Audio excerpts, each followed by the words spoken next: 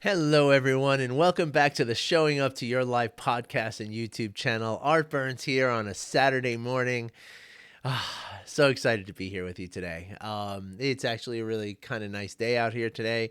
For I don't know where you are in the world, but for us here in Denver, Colorado, we've had about up until yesterday, I think we had something like 4 or 5 days of 100 degrees all in a row, which was really, really uncomfortable. I've been getting the AC machine, the air conditioner has gotten a lot of use over the last few days. But yeah, yesterday it finally broke, and so today it's like back to normal. We're in like some kind of somewhere in the mid 80s, I would say. So, whew, thank goodness. I hope wherever you are, the weather's nice, and I hope the weather is pleasant for you. But I want you to remember, right, that weather is one of the most, weather is actually a way that I use to work with some of my clients to consider their internal state as a weather event, right? And there's a specific reason why we use that. I didn't make this up. This comes from Thich Nhat Hanh. This practice of checking in with your weather report, right? And a lot of times when I start a new meeting, I ask somebody, I say, hey, what's your weather like right now? And a lot of times they look out the window and I say, no, not that weather, your weather inside of you. If you were to describe it as a weather event, what is that weather right now? Is it foggy, but the sun is coming through? Is it stormy? Is it very calm and placid? What is that weather? Right. And the reason, again, there's a reason why we use the metaphor of weather, because we all know this is something that we can all grasp, that weather is constantly changing. Right, from the time you wake up, even these last few days where it's been 100 degrees by the afternoon. Right, in the morning it's not 100 degrees. Right, in the morning there's a brief time where the sun is up, and it's we don't have a lot of dew or moisture out here in Denver, but there's a time where that dew is lifted and that moisture is burned off, sort of thing. And before it gets real hot, there's a time where it's actually really beautiful and it's really comfortable. It's really amazing, right? And then it changes, right? And that's what life is, right? Life, our internal experiences and our external experiences are always changing. And so it's when we're practicing mindfulness, right? What we're doing is we're recognizing the impermanence of everything. We're recognizing the moment to moment arising of life. That's how life happens, right? I say this all the time. Most of us, we're taught this. It's not something we all made up for ourselves, but we're taught to examine life in terms of years, even decades, right? Or at very least, if it's not a decade, it's a year. If it's not a year, it's a quarter. If it's not a quarter, it's a month. If it's not a month, it's a week. If it's not a week, it's an hour. We generally don't go much smaller than that. Most of the time when we have conversations about, time, it doesn't get much less than that. And if it does, pardon me, if it does get less than an hour, maybe it goes to a minute, right? Maybe. But we don't ever measure anything less than a minute, right? But even a minute is that's far larger than how life really happens, right? Life happens moment by moment. It is a moment to moment arising experience. And that's true for your external experience of weather and traffic and work days and coffee and tea and bagels. It's true for all of that. And it's also true for your emotions and your thoughts and your physical sensations. Nothing is permanent. Even people who suffer from chronic pain, right? Who I've worked with a couple of people who have suffered with chronic pain, as I have suffered with chronic pain. I have some old injuries in my body that just there's always some level of pain there, right? But again, some people look at their chronic pain as just this big block of pain that never ends, right? But once they get to really sit with it, instead of reaching for the Advil or the ibuprofen or whatever it is to make the pain stop, right? When we can sit with the pain and we can pay attention to it, even the most difficult chronic pain, which is not what I suffer, but people who suffer with truly chronic pain all the time, even they realize as they pay attention that the pain is not just this constant static block. There is a movement to it. There's an ebb and a flow, just like on a 100-degree day. There is a moment in the morning where it's a perfect day, right? So even people who suffer with tremendous pain, there are moments where I feel fine right now. That moment, it might only last a very brief moment, like a second, and then the pain comes back, right? But the point is that nothing is permanent, nothing is fixed. And so this sort of, maybe big thought, if you will, kind of leads me into the topic that I wanted to talk about today. And I know I teased the topic yesterday, so I know most of you know what I'm talking about here today. And that is, how mindfulness can, impact, but also allow for our spirituality. And let me explain this really clearly, okay? Because I want to be very, very careful when I talk about spirituality here, okay? First of all, it's really important to understand that, spirituality, well, not really important, but one thing that I want you to understand, right, is that I don't work in the space of spirituality, right? I don't teach a spiritual practice or a spiritual dogma or a tradition or a discipline of spiritual practice, right? That is not what I do. My work in mindfulness and meditation is rooted firmly and deeply or it's steeped in science, right? Science and medicine, even psychology. This is where my whole thing comes from, right? But I tell you that as a sort of lead in, a preamble to a very surprising thing that happens that I want to tell you about too, is that over the last 4 or 5 years that I've been doing this full time, where this is this that I'm talking about is that I work with people to help them to cultivate within them this practice of mindfulness, this taking introducing them to the state of mindfulness and then bringing them into a trait of mindfulness, right? So that their personality becomes more present, accepting, compassionate, and curious. Okay, so that's what I do for a living, right? Every day, 5 days a week, this is what I'm doing. I'm meeting with people. I'm making videos like this. I'm sending out emails to people. I'm doing this, right? This is what I do. Again, my work is really centered around, and the sort of, I didn't get into this, but what my work is really sort of geared towards is stress, right? Is helping people to manage the stress, right? Because the stress that happens in your body, if it happens in a chronic level, right, meaning every day over a prolonged period of time, I'm not talking about like a couple of weeks or even a year that you had a very stressful time, you had, a lot of instances of stress. I'm talking about, for 20, 30, 40 years that you're getting into stress every single day, like I did for all those times, right?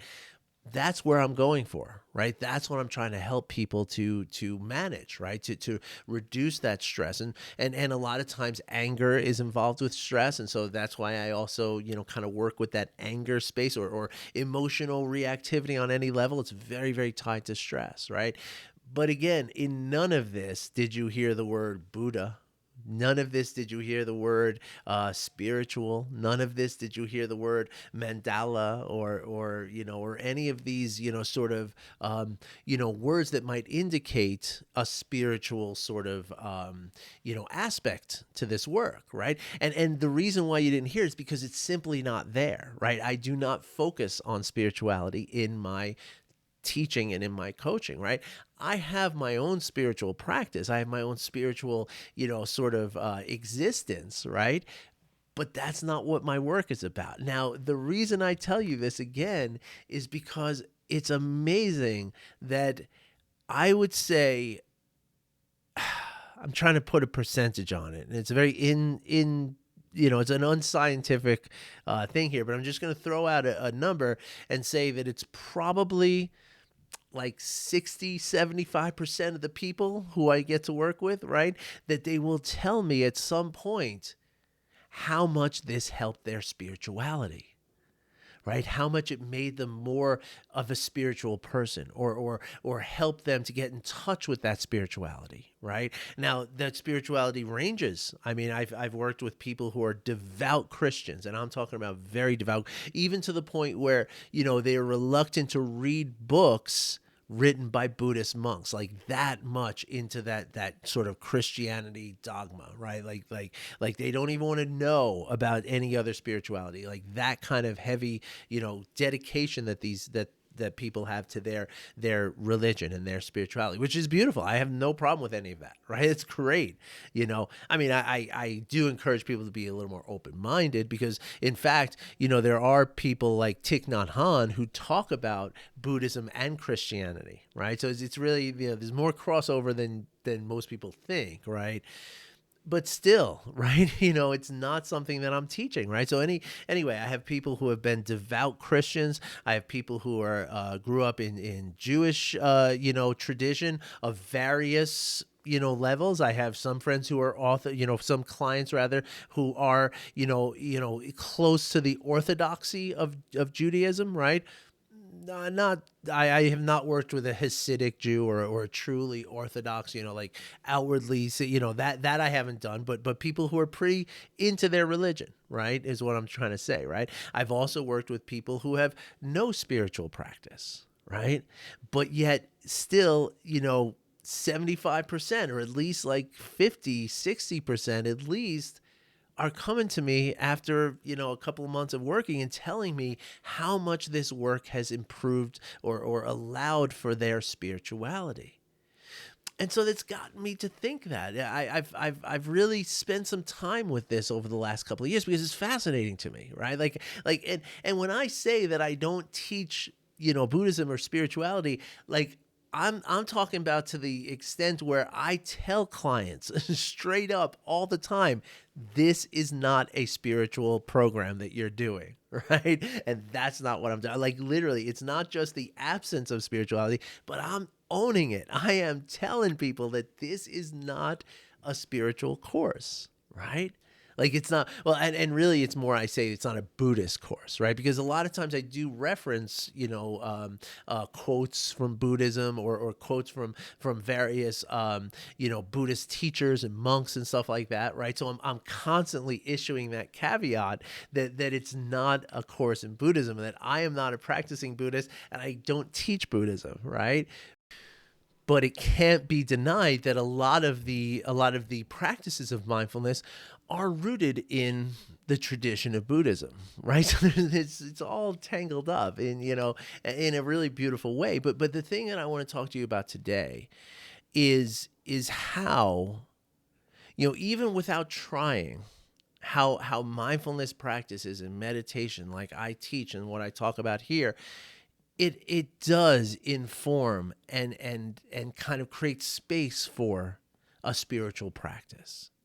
Now, let's talk about what spirituality is, okay? Because I've said a lot of things about spirituality already today, and I hope it's not getting confusing, right? Because spirituality is actually a very simple concept, right? The way that I look at spirituality, the way that it's been defined for me, and the definition that I subscribe to, is that spirituality is simply that which is not material, right?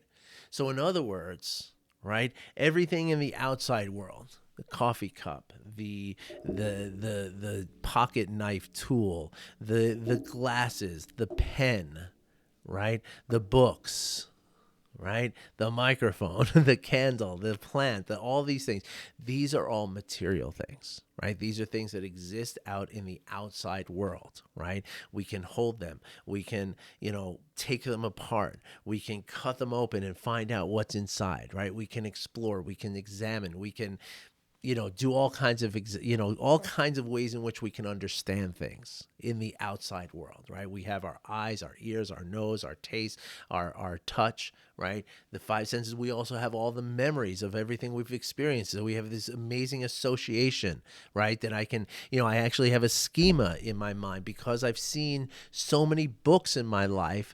I don't have to look at a book and say, oh, that's a book, right? That's X amount of pieces of paper that were cultivated from wood that now are bound with stitching or staples and with a cover on it. I don't do that every time I see a book, right? I just look and very quickly I say, that's a book, right? That's a book, that's a clock, that's a table, that's a chair. These are things that we're so exposed to that we have associated to such an extent that we've created this, what they call in psychology a schema, right? So it's just, it's automatic stuff that you don't have to think about, right? So you just go through your life, that's a table, that's a chair, you're not thinking about these things, right? And so that's the material world, right? But that's only half of our experience. At most half. Many would argue that it's far less than half, right? Because then there's all that stuff that's happening on the outside. And of course, I got into the internal as I talk about schema and how I perceive things, right? But there's also this internal process. And again, you're going to hear me talk a lot in the next few weeks or the next couple of months about Dr. Dan Siegel. I'm taking a course of his called Interpersonal Neurobiology, and I'm so excited, right? And so one of the things that we're going to talk about here is, I don't even know why I brought up the interpersonal neurobiology, but maybe it'll come back to me. I apologize for that. But the idea is, though, that we have this, we have the external experience, right? But then there's all this stuff going on inside of us, right? There's our nervous system. There's our cellular understanding, right? There's a knowledge in our cells, right, that is happening, right? And that's an experience that we're having, right? Each one of our organs, right? Every one of your major organs in your body is attached to your brain via the vagus nerve. Okay. And so what that means, right, is that we're constantly monitoring every single aspect of our body, right?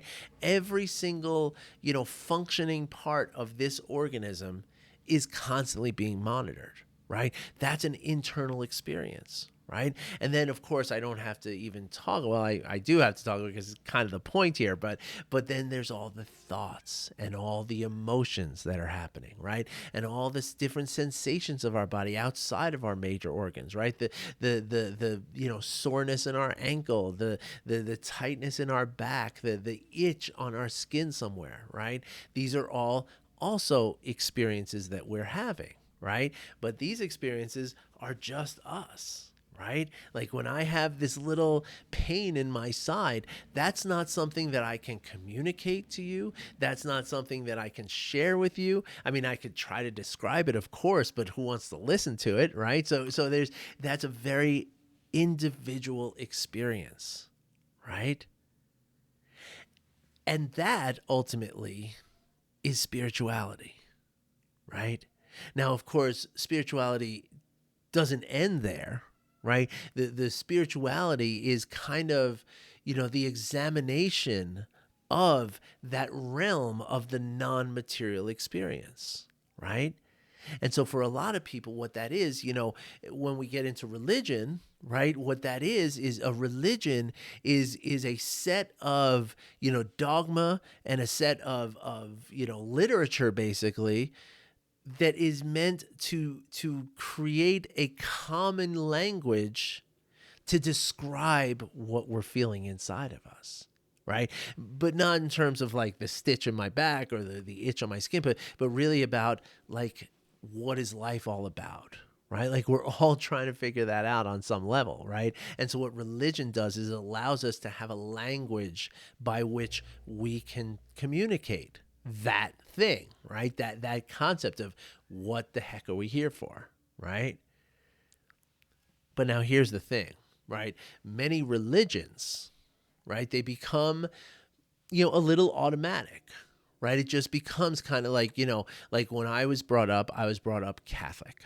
Okay, I tell people I'm a recovering Catholic, right? And that's nothing against the Catholic religion. It's much more about my family and my, the churches I was exposed to and that kind of stuff, right? And so for me, that's my experience with it, right? And I'm not trying to put down Catholicism. Again, I've met some amazing priests in my life. I've met some amazing people who are devout Catholic.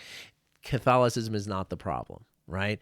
But what Catholicism has in common with a lot of other religions, right? Formal, traditional religions, is that we're brought up from a very young age, right, where we're taught this sort of dogma about the religion and the sacraments and all the going to church and going through the processes and the different holidays and what they mean and all that kind of stuff, right? It's taught to us just alongside of math and English and science and art, right? And so what happens then is that we kind of assimilate those things, right? That knowledge is assimilated into us just the same way that math is, right? And so you don't ever, kind of contemplate the wisdom behind the concept of 2 plus 2 equals 4, right? Like 2 plus 2 equals 4 is just the reality, right? It's just what you've always known to be true, right? And of course, that happens to be something that's provable, right? And mathematically, right? So it's a little of a different kind of notion in that sense, but really the way that it's assimilated into our sort of common understanding. And when I say common understanding, I don't mean common in the community. I mean common within ourselves, right? It's just another thing that we understand, right? We don't question it. We don't examine it. We don't touch it. We just do it, right? Just like 2 plus 2 equals 4. Right? Now here's the thing, right? Is that spirituality?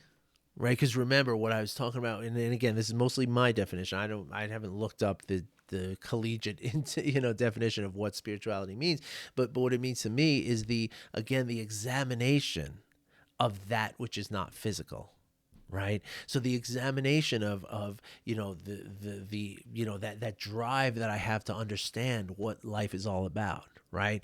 Like, again, right, you can have a set of dogmas, a set of 10 commandments, a set of procedures and rituals and sacraments that you go through. And this is just, you can tell people, like, don't worry about questioning it. Just do all these things, and spiritually you will be healthy. Right. But again, is that truly spirituality? And the reason I bring all this up, right?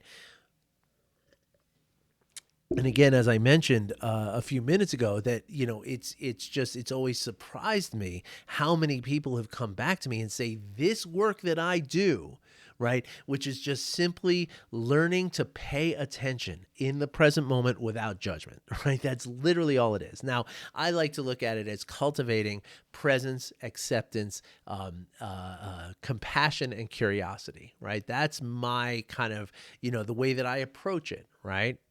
But again, nowhere in there is the word spirituality, right? Nowhere, right? Yet, a good half to 3/4 of the people I work with come to me and say, "This has really helped me spiritually," right? So I'm the connection that I'm trying to make here, right? And I know it's taken me a long time to come to this. This is the punchline here, right? But the idea is that all of us are spiritual beings. Right. And I know that might sound like, whoa, wait, what? Because we can look at other people and say, oh, that's a very spiritual person, right? Like that monk or that person who, does meditation all the time, or that priest or that preacher or whatever it is. Like, those are spiritual people, right? Which means that maybe I'm not a spiritual person, right? But it's not true. We are all spiritual beings because we are all having a spiritual experience, right? We are all having this experience that is not, glasses and drinking glasses or pocket knives, right? These are not things that we are, this experience that we're having is not outside of ourselves. It's inside of ourselves. And each one of us is having that all the time, right? It never gets turned off. It never goes away. It never goes to sleep, right? We are always having this experience. The question becomes, are we aware of this experience? And even further than that, are we paying attention to this experience? And that, my friends, is where this very secular, science-based work actually becomes a spiritual practice, actually informs one's spirituality. And it's not, again, it has nothing to do with teaching someone how to be spiritual. It has to do with quieting and removing whatever is standing in the way of one's spirituality, right? And in most cases, that thing that is standing in the way of the spirituality is the stress. The stress, well, it's not just the stress. The stress is a sort of a physical result or physical manifestation of the thoughts, right? It's when we learn how to be still, right? This morning I just did I was, on Saturday mornings I'm just a participant. On Wednesday nights I lead, but we have this learning to surf group where my buddy Adam Asdell and I we do a guided meditation and a discussion. And this morning, right, we were talking about I just lost my train of thought again. I'm sorry, folks. It's Father's Day weekend, I guess. I don't know. But we were talking about gosh, yeah, I don't remember. I'm sorry. Woo, that just went. Maybe it'll come back to me. But what I'm trying to convey to you all, right? Oh, that's what it was. Right. I remember. We talked about it in the call this morning. One of the most sort of common and really very effective ways to illustrate mindfulness and how it works, right? And Adam used the traditional, which again comes from Buddhism, the traditional metaphor of a glass of water that has mud in it. Right, and I guess in the true tradition, it's a bucket of water, right? Because it's talking before they made glass, right? And so, or at least it wasn't common to make glass for drinking out of, right? So you more likely have a hollowed out gourd, right? That kind of thing. That's how old this stuff is, right? And so the traditional explanation of this is a bucket with mud in it, right? And if you walk around with a bucket of mud, a bucket of water with mud in it, right? If you walk around with that and you look at the water's going to look very cloudy. It's going to look like it's dirty water, right? But the water is not dirty, right? The water is still just hydrogen and oxygen molecules, right? Nothing has changed about the water. You have not physically changed the water in any way, shape, or form. All you've done is mix some mud into it, right? And so when we place that bucket down and we allow that bucket to be still for a period of time, then all of that mud, which never really combined with the water on a molecular level, right? It always stayed separate, and now it just settles down to the bottom of the bucket. And now the water seems very clear. Now, a more modern metaphor for this is a snow globe, and that's the one that I always like to use, right? I always like to say, my own hometown of New York City, right? Pretend you went to the Statue of Liberty and you bought a snow globe and you shake it up and you can't, you just see a big fuzzy all white, flecks in there, right? You can't see what's inside the snow globe. But if you put the snow globe down on the table or on the mantle over the fireplace and all those flakes settle down to the bottom, now you can see the Statue of Liberty and New York Harbor and all the different boats and all the different buildings and all the details and colors and vivid experience, right? You can experience it now on a vivid, clear way. And nothing changed though. Right? You didn't change the water. You didn't change the white flakes or the mud. You didn't do anything to those things. All you did was stop. You just put it down and allowed it to be still. And in that stillness, the clarity arose. Right? So you don't have to be taught spirituality. right? You just have to be able to see spirituality. And that comes when we learn to quiet the mind, when we learn to let ourselves be still, so all of that mud, all of those plastic white flakes settle down to the bottom of our mind. And then we can see what is really there. And what is there is a spirit. And everything that is happening inside, right? You call it a spirit, call it a soul, call it an energy, call it a life force, call it what you want, but it's there. And by quieting ourselves, by allowing ourselves to be still, we can see it. And then we can start asking questions about it. And then we can start contemplating things about it. And then we come to true spirituality, not the spirituality not the religion that you learned when you were 5 years old, right? But the adult, real spirituality that is just you.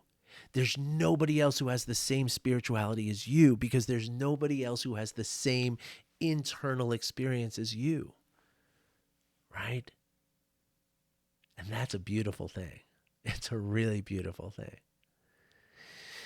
All right, everybody. I know this was a few minutes longer today than usual. I want to thank you all for checking it out. I want to tell you all I appreciate you, and I'll be back again tomorrow. And I hope that you're all. I hope you all are able to meet the day with acceptance, with presence, with compassion, and really, really importantly, with curiosity. All right, everybody. Wish you well. I'll be back in tomorrow. Take care.